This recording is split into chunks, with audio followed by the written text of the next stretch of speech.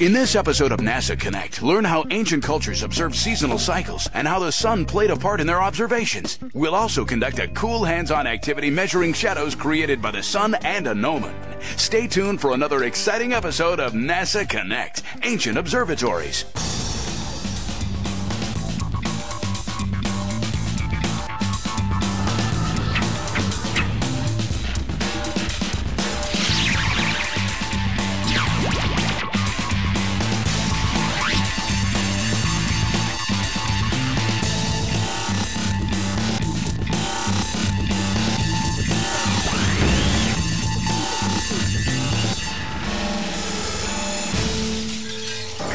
Wow, or welcome to NASA Connect. I'm Jennifer Polate, and this is the National Museum of the American Indian. And I'm Dr. Stan Odenwald at an archaeological site in Mexico. Hola! This is NASA Connect, the show that connects you to math, science, technology, and NASA. On today's program, you will see how ancient cultures found a connection to the stars. You will also learn how many of these societies were very sophisticated when making celestial observations. You'll also learn about the mathematics and geometry used by these ancient peoples to make their observations. What you will learn today will absolutely astound you. But first, Jennifer, tell us about that building that you're in. Sten, this is the newest museum in our nation's capital. As you enter the museum, hundreds of written and spoken words meaning welcome in native languages throughout the Americas are projected onto this wall. These people, not only here in the Americas, but also their brothers and sisters in Africa, Asia, Europe, and the Pacific, looked at our starry skies. All of these people had a connection to the sun. In the museum, this room celebrates the sun. From this circle, the four cardinal directions, north, south, east, and west, extend out of the building. The angles of solstices and equinoxes are mapped on the floor. A light spectrum is cast by the sun, which shines through the prisms set into the south-facing wall. Each prism is sighted to the sun for a particular time of day and season. The dramatic designs in this modern museum show the connection between astronomy, nature, and people. That connection is the key to understanding how the ancients looked at our universe, which is the theme of today's program. Today, we will talk to Native American astronomers. Dr. Sten Odenwald will treat us to the foundations of astronomy as we know it today, and he will fill us in on the celestial accomplishments of the Mayans. Throughout the program, you will be asked to answer several inquiry-based questions. After the questions appear on the screen, your teacher will pause the program to allow you time to answer and discuss the questions. This is your time to explore and become critical thinkers. Now, let's learn more about ancient observatories. The science of interpreting the relationship between the sun and the daily lives of primitive people is called archaeoastronomy. Archaeo meaning archaeology, and astronomy meaning the study of stars. Observing celestial phenomena is the one constant that unifies humankind throughout space and time. Ancient man knew celestial events followed cycles, circles, and these events could be recorded. Approximately 5,000 years ago, they devised a way to place stones in certain positions to align for lunar and solar events. Events like seasons were noted and found to recur regularly with certain positions of the sun and stars. The Earth spins on its axis once every day and gives us the familiar experience of daytime and nighttime. For thousands of years, humans have used this cosmic cycle to regulate their workday, their meals, and their sleep. The Earth orbits the sun once every year, and from this we get the familiar 365-day cycle. Earth's orbit around the sun is an ellipse. Basically, that means an oval, with the sun offset from the center of the ellipse. Does this mean that we have summer when the Earth is closest to the sun and winter when the Earth is farthest from the sun? The surprising fact is that the distance from the Earth to the sun has absolutely nothing to do with the changing seasons. Our northern hemisphere is closest to the sun in January and farthest from the sun in July. So what is causing the change in temperature? Earth's axis is tilted by 23.5 degrees from a line perpendicular to Earth's orbit. What does this mean? To understand this tilt, we have to use a bit of basic geometry. An angle has two sides and a vertex. The sides are rays that share a common endpoint called the vertex. The angle formed by two rays can be named in a variety of ways. For example, the angle formed by ray AB and ray AC can be named angle BAC, angle CAB, or angle A for short. Notice that A must be the middle letter in both three-letter names, because it's the vertex. You can measure angles using a protractor. The unit of measure is degrees. Angles can be classified by their measures as acute, right, obtuse, and straight. If the Earth rotated on its axis perpendicular to or at a right angle to the orbit, there would be no changes in temperature. The Earth rotates at an angle 23.5 degrees from this perpendicular line. It's a very small tilt, but enough to affect the sun's rays hitting the Earth. This is a great time to pause the program and think about the following questions. Why is the area near Earth's equator hotter than the areas near the poles? If the tilt of Earth's axis measured 33 degrees rather than 23.5, how might seasonal changes and temperature ranges differ? Teachers, it's now time to pause the program. The tilt of the Earth's axis gives us our seasons, and because of the extremes in heat and cold, it's very important to keep track of the changing seasons if you're growing food. This seasonal cycle is important to ancient and even modern people. In some parts of the world, like the arid climates of the southwest states of the USA, the growing season was so short that people could not waste much time getting the seeds in the ground at the start of spring. But how do we predict when the growing season will begin in the spring? For that matter, how can we tell when the other seasons begin and end? It turns out that just by keeping track of how high up the sun gets over the horizon at noon, you can determine the start of the seasons exactly. Almost all ancient people that relied on planting times discovered this little relationship. The start of the four seasons, summer, fall, winter, and spring, are noted by what astronomers call the summer solstice, the fall equinox, the winter solstice, and the spring equinox. At the start of summer, around June 21st in the northern hemisphere, the sun is at its highest point above the horizon at noon. As the sun begins its movement back away from its maximum height, the number of daylight hours has declined to an equal number of daylight and nighttime hours. This is the fall equinox near September 21st. A few months later, the path of the sun arrives at its lowest point at noon. The sun spends very little time above the horizon of the northern hemisphere, and the night is much longer than day.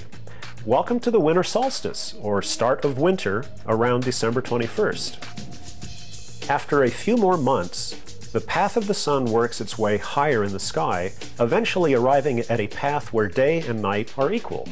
This happens March 21st at the spring equinox, a vital time for planting crops. Archaeoastronomers have found three types of early observatories: simple markers, circles of stone and wood, and temples. Early on, markers were used to create sight lines to the horizon, so that during the equinox or solstice, the sun would appear to rise exactly on the sight line. Stonehenge in England was set up this way, as were a number of ancient Native American buildings, such as the ones at Chaco Canyon in New Mexico and Hovenweep in Utah. England's Stonehenge is one of the earliest examples of an observatory in Europe. Stonehenge is a large calendar capable of predicting the equinoxes and the solstice. Before Stonehenge, in 3000 BC, the ancient Egyptians had devised a solar calendar of 365 days, the starting point of which hinged on the heliacal rising of the star Sirius, which also happened to coincide with the summer solstice and the annual flooding of the Nile. By being in touch with celestial phenomenon and their natural surroundings, the ancient Egyptians were able to predict events of great significance in their desert environment. At Abu Simbel, massively carved statues of Ramses the Great face east to greet the sun god Re, the bringer of light. As the sun rises each day, the statues are illuminated again, perhaps a sign of rebirth for Ramses. But the most compelling is a passage to the temple's inner sanctuary, which is aligned so that on October 18th, the sun filters into the sanctuary, illuminating a statue of Ramses. While October 18th doesn't mean much to us in the Western world, this October date corresponds to the beginning of the Egyptian civil year and the celebration that occurred during the time in which Ramses lived. It was the Greeks, however, that created the first portable cosmological tool for keeping track of these motions, a stick. The Greeks actually called it a gnomon, and it was used to keep track of the shadow of the sun. Actually, it's a little bit more difficult than that because the shadow depends on your latitude. Again, if you are not near the equator, the shadow will be shortest during the summer solstice and longest during the winter solstice. For the spring equinox and fall equinox, the shadow will be halfway between the shadow lengths at the solstices. In the southern hemisphere, the shadows will be reversed, just as you all know the seasons are reversed. When it's summer in the United States, it's winter in Argentina. This all works pretty well if you're not at the equator. At the equator, the summer solstice sun casts a shadow in a southerly direction, and the winter solstice sun casts a shadow in the northerly direction. During the equinox, at the equator, the shadow disappears. Oh, and another thing that they were used for is sundials. And it looks to me like it's time to go back to Jennifer. Okay, guys, let's take a look at how a gnomon works and see the angle of the sun at certain times during the day. Students from Newcomb Elementary School in Newcomb, New Mexico will preview this show's hands-on activity.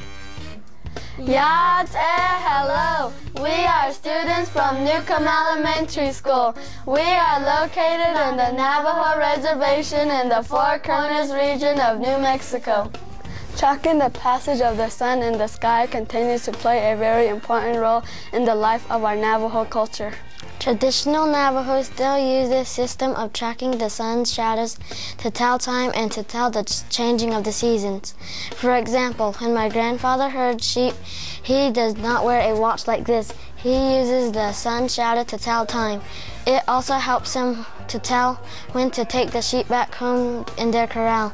It also helps him to tell when to plant corn and watermelon on his farm. NASA Connect asked us to show you this program's hands-on activity.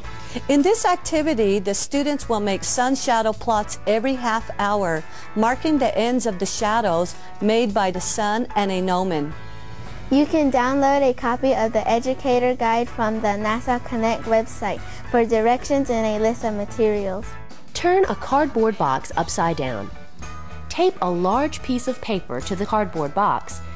Draw two lines that are perpendicular to each other, from top to bottom, and the other from left to right across the paper. Mark its center with a dot. And make a very small hole in the center of the box using the point of a scissors. Stick the gnomon through the dot and the hole in the cardboard. Secure it with tape so that 10 centimeters is sticking straight up out of the box. Use a protractor to make sure the gnomon is perpendicular to the box. On a clear sunny day, find a large flat area. Tape the box to the ground on all four sides. Starting as early in the morning as possible, mark the end of the gnomon shadow every half hour until the end of the day. Next to the dot, label the time of the day it was marked. You will analyze the data you collect by measuring angles and length. Remove the gnomon and draw a straight line from each dot to the hole that the gnomon was placed in. Measure and record the angle between the horizontal line drawn through the center of the paper and each marked shadow. Then, measure and record the length of each shadow. Using geometry, find and label true north on your sun shadow plot. Verify local solar noon using shadow length times and sunrise-sunset times. How do the lengths, positions, and angles of the shadows change? What do the changes tell you about the position of the sun throughout the day? Would the curve change if you used a different sized gnomon to cast the shadow? And don't forget to check out this cool web activity for this program. You can download it from the NASA Connect website. Great job, you guys. All right, let's review. We've seen how ancient cultures used the Sun-Earth connection to mark the season. And you've seen an activity which uses the placement of shadows to record the movement of the sun across the sky. Research regarding Native American astronomy has recently begun to gain headway in archaeoastronomy. Let's look at the ways native cultures in the Americas use the Sun-Earth connection. Nancy Maryboy and David Begay are two indigenous astronomers from the Navajo Nation. Yat-e, hello. We're here in Hovenweep National Park in southern Utah. I'm a Cherokee Navajo. I live not far from here, and I'm an educator on the Navajo Nation. A cultural astronomer means you deal with the astronomy of your own culture, and we put things within the context of a native worldview. Right behind me on the boulder, you can see an indication of a solar phenomena. On the boulder, there's two images. One's a concentric circle, one's a spiral. As the sun begins to rise, shafts of light come in from each direction. And as the sun continues to rise, the lights meet in the center. This only happens once a year. This phenomenon occurs on the longest day of the year and is a very appropriate way to mark time. This can be a very harsh environment to live in. It can be hot, it can be cold, and it can be very dry. In order to survive, people had to live in accordance with the natural environment, and that meant the natural cosmic environment, the sun, the moon, and the stars. It was very important to track the path of the sun and the moon and certain constellations, and to do that, people used natural markers like petroglyphs and sun and moon alignments. Remember, there was no watches, there was no timekeepers, there was no calendars. My name is David Begay. I am a cultural astronomer. I've been living out here for many years. My clan is Maidishgijni. This clan is a descendant from the Jemez Pueblo people. And here is one of the structure at Hovenweep National Monument. This structure had many purposes, one of which was an observatory. The ancient had a profound respect for the movement of the sun and the stars. On the longest day of the year, the sun shines through an opening and the light falls on a marker. What people experience here is really a cultural experience. It's a whole life experience. People felt the movement of the sun. People felt the movement of the moon. It was a daily experience. Among the Navajo people, for the sun, when it reaches summer solstice, it's a total life experience. People used to talk about the solstice being a 4-day phenomenon. People used to say, the sun spent 4 days before it starts moving back the other way. So it's really something that was experienced, it was talked about, it was a part of the culture, it's been passed on through the generation. I think people talk about these movements in terms of days. I'm not sure if you can really call it special math. I don't think tracking the sun down to the second was important at that time. These buildings and boulders are remnants of ancient civilizations, much like the ruins in Rome, the ruins in Greece. And today, they're still very relevant to us out here in the Southwest. We still see the same sky, and we're in awe of the technology that was employed to build these buildings and capture these solar and lunar alignments. Today, we look in the sky, we use some of the same knowledge that the ancestral Pueblans used. We use it for planting, we use it for setting ceremonies, and we use it to keep the earth in order. The balance between earth and sky is still very important to Native peoples. Thanks, Nancy. And thanks, David. You know, guys, one of the earliest Native American structures to observe the sun and the stars is Casa Rinconada, located in the Chaco Cultural National Historical Park. Casa Rinconada is a large kiva. Kivas are large circular rooms used for ceremonies by Native American cultures. Like Hovenweep, On the day of the summer solstice, a beam of light from an opening in the kiva precisely illuminates a niche in the far wall. For years, Chaco Canyon was primarily seen as a trade center, but with the advent of archaeoastronomy, Chaco is beginning to be seen as a center of astronomy and cosmology. So far on today's program, we have seen how the relationship between the sun and the earth weaved a connection between all ancient cultures. Now, much of the information from those cultures has been lost to us. However, other cultures have recorded that information. And now, that information is being interpreted. For a look at one of these ancient cultures, let's return to Dr. Sten Odenwald. Thanks, Jen. Perhaps the greatest ancient astronomers were the Mayans, who lived right here where I'm standing. The Mayans inhabited the Yucatan Peninsula in Mexico and Guatemala. These people made astronomical and seasonal observations which rivaled anything seen in Europe during the Roman Empire or the Dark Ages. These amazing people mapped the heavens, they evolved the only true writing system native to the Americas, and they were masters of mathematics. They invented calendars that are still accurate today, and without metal tools, beasts of burden, or even the wheel, they were able to construct vast cities with an amazing degree of architectural perfection and variety. The largest structure at this site is El Castillo, the castle. That these temple builders were mathematically precise in their architectural designs is borne out by the natural phenomena which occur during the fall and spring equinoxes. In the spring, as the sun rises, the shadow cast on the steps appear to form the body of a serpent which slithers down the stairs. Here at Chichen Itza, there is a structure unlike anything else ever created by the ancient Mayans. It's called El Caracol, and it actually looks like a modern observatory.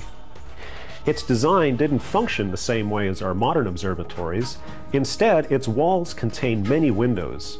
Inside the dome, stones could be removed, enabling the Mayan astronomers to observe different parts of the sky. The Mayans looked at the sky differently from any other civilization. Being near the equator, the equinox passages were easier and more accurate to determine because the sun cast no shadow at local noon during this time. They also had great veneration for the Milky Way. They called it the World Tree.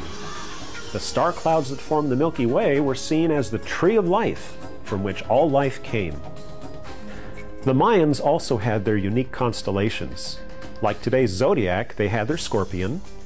Gemini, which appears to us as twins, however, was seen as a peccary, a nocturnal animal in the pig family. Other zodiac symbols were a jaguar, a bat, a turtle, the tail of a rattlesnake, and a sea monster. Because they looked at things differently, perhaps it's not surprising that the Mayans had a different mathematics as well. We use a numbering system based on 10 digits, but the Mayans used a system based on the number 20. Sounds a little bit complicated, but in fact it was more efficient for counting than some of the older systems used in Europe a long time ago.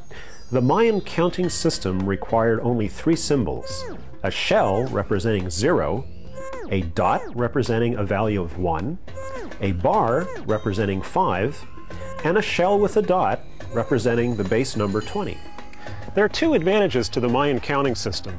The first of these is the idea of 0, which many civilizations at that time did not have. Second, they only used 3 symbols to represent lower and higher numbers. In Rome, multiple symbols were used: I's for 1, V for 5, X for 10, L for 50, C for 100, and M for 1,000. Mayan numbers were written from bottom to top, so the number 19 becomes bars of 5, 5, 5, with 4 dots above the bars. To complete the first set of 20, a dot was raised over a shell-like symbol. To get 21, the elevated placement of the dot remained to represent 20, and a dot was added underneath to represent 21. Then the counting cycle for the next 20 began again. So what do you think the number 40 or 41 would look like? In Europe at this time, people still struggled with the Roman numeral system. That system suffered from 2 serious defects. First, there was no 0. And second, Roman numbers were entirely symbolic, having no direct connection to the number of items represented. So, are you ready for a challenge? Okay. Working together, try adding 21 and 33 using the Mayan system. Then try adding 21 and 33 using Roman numerals. This is a good time to pause the program. So how did you do? Let's check your work. In Mayan, the number 21 is represented as ... 33 is 2 bars equaling 10, 3 dots for units, and an elevated dot representing 20. Adding together, you get 54, which is 2 bars, 4 dots, and 2 elevated dots. Easy to decipher. In Roman, you have XXI plus XXXIII equals LIV. Unless you actually know what the Roman symbols stand for, you have no idea what you are seeing. In Mayan, you can actually add up the dots, bars, and shells. Mayan merchants often used cocoa beans, sticks, and shells to do these calculations. From these 3 symbols, the Mayans could do everything from the simplest arithmetic needed for trade to keeping track of astronomical events, both past and future. Speaking of astronomy, remember how I said the Earth's axis was tilted at 23.5 degrees? If you round that to 24, how would you write that in Mayan? The Mayan system of counting using dots, bars, and shells can be compared with the ones and zeros used by modern computers, and it was all done 1,500 years ago. With all the advances that the Mayans made, it's interesting to speculate what would have happened if the Mayans had sailed east to discover Europe instead of the Europeans sailing west to discover the Americas. To learn more about Mayan mathematics, go to the following websites. Back to you, Jennifer. Thanks, Stan. Well, guys, that wraps up another episode of NASA Connect. We'd like to thank everyone who helped make this program possible. Got a comment, question, or suggestion? Well, then email them to connect@larc.nasa.gov. I'd like to leave you guys with a thought and a challenge. What is impressive about these sites is the accuracy of their observations and the time and effort they put into building these observatories. Looking back at these buildings and places, we see that the ancients had a natural connection to their environments and that they were also capable of high-tech accomplishments in their own times. So now, here's my challenge. How do you think people 300 or even 1,000 years from now will see us through the artifacts that we leave behind? Until next time, stay connected to math, science, technology, and NASA. Goodbye for now.